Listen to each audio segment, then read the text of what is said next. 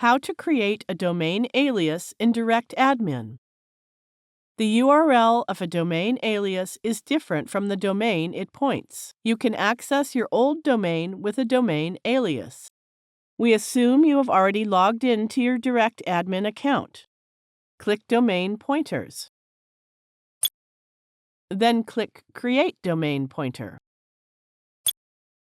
Enter the domain URL in the text input box for source domain. Notice that the box for Create as an alias is checked. If it is not, click to check this box. Click Create. Success! We have created an alias for domain. This is the interface where you can create new aliases and manage the existing ones. Thank you for watching.